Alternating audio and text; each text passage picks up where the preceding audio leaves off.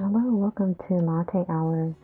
Um, if you have a latte or any other nice hot cup of coffee, please snuggle in with that. Tea is also welcome. We like tea. Big tea fan. Um, yeah, really love tea. White tea, green tea, mate, rooibos, black. I don't know if I forgot any. I'm sure I did. If I did, drop down in the comments below. But today I kind of wanted to give another take on the affirmative action case that was going on last year. I know that a lot of channels are taking the approach now of how Asians wish that they had not gotten it overturned, essentially. But I want to take a different approach. And you guys let me know if I'm just way too far gone or if it's an actual plausible approach. And so, if I were a conspiracy theorist and if I did have an investigation board going, then these are the things that I would be looking into. So, as you know, the case was brought to the Supreme Court that Harvard was discriminating against Asian Americans. It was also against another university as well. But for this particular, we're particularly going to talk about the case against Harvard. And this case was brought by the Students for Fair Admission in conjunction with billionaire Ed Bloom, who's been trying to essentially get affirmative action overturned.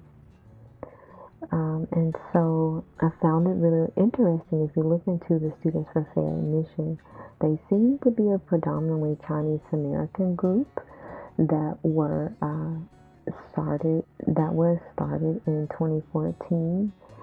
So I found it interesting that another predominantly Asian American group called the Asian American Legal Foundation filed a complaint with the DOJ that was meant to be complementary to the Supreme Court case, accusing Harvard of discrimination against Asian students.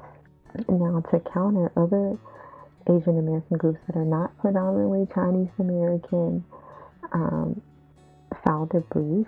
That group was the Asian Americans Advancing Justice, along with the Asian American Legal Defense and Education Fund. And they argued that affirmative action has benefited certain Asian groups and that affirmative action is not harmful to Asians as a whole. So it seems like these longer standing Asian groups are in agreement that affirmative action should stay, but this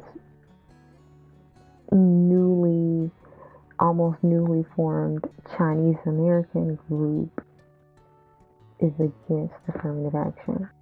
I find it interesting how these different Asian organizations did not agree on affirmative action, and that the predominantly Chinese American group wanted to do away with affirmative action. Continuing on the conspiracy theory train, let's draw another line. If you remember last year, a mysterious group purchased $800 million worth of farmland around Travis Air Force Base out in California. They did release the name of the group who purchased the land. That group insists that they don't have any significant investors from foreign nations. That if they do have investors, they don't own a significant share in that firm. So I found that really interesting, and if you go kind of dig into how that group was able to purchase the land, it seemed like they were suing farm owners who didn't want to sell their land. So it seems that they were really aggressive and really wanted this land. So it kind of makes you wonder, why did they want that particular farmland so much that happens to be around one of our more critical Air Force bases. So let's draw another line here. If you remember last year, there were two Naval Academy personnel that were booted from the academy and accused of sending sensitive information back to China. So that also happened out in California.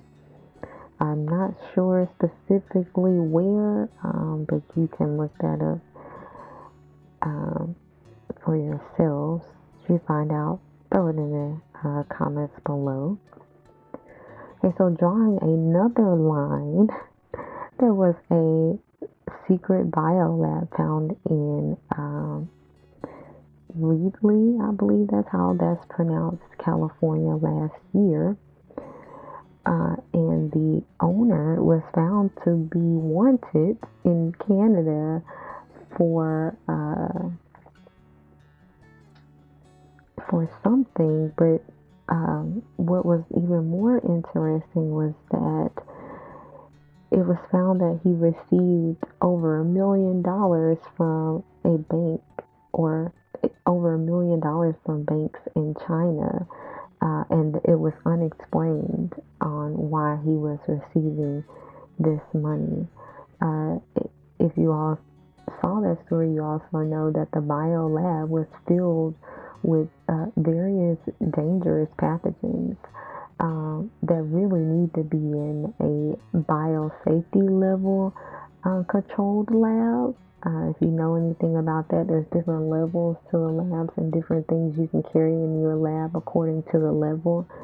And so none of these regulations obviously were being followed with this lab. So yeah, another line here seemingly being drawn from California to China. And then let's draw another line and talk about how China invited Governor Newsom to talk about climate change in China, and he did oblige, he did go. So it seems that China may be looking at California. And so my question is, are our politicians unwilling participants in a scheme that they know nothing of? And, I don't know. And so to follow up that question on why did China invite Governor Newsom, the other thing is, let's bring it back to Harvard. Did the Students for Fair Admission organization find Ed Bloom, or did Ed Bloom find the Students for Fair Admission? Which way did that go? And then drawing another line, there's been stories of more Chinese people, or people of Chinese origin, coming over our southern border, which seems to not be very secure. So I guess when I bring it back to affirmative action, my question is not in the context of African Americans against Asian Americans, although we know those issues do exist. My question is our legal system being infiltrated by a nation state? And what does that nation state stand to gain by removing affirmative action from college admissions? And one of the concerns I remember the Justice Department voicing was that intellectual property might be being stolen from our college campuses by nation state actors from other countries. So now then, does removing affirmative action further help spies gain access to our college campuses and their intellectual property.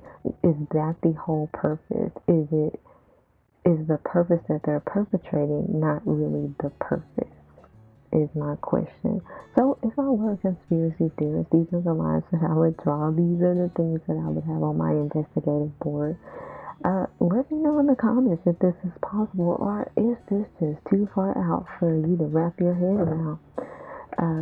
Anyways, Latte Hour is not really an hour unless you want it to be. You can continue your own investigation on this matter and let me know what you find out in the comments.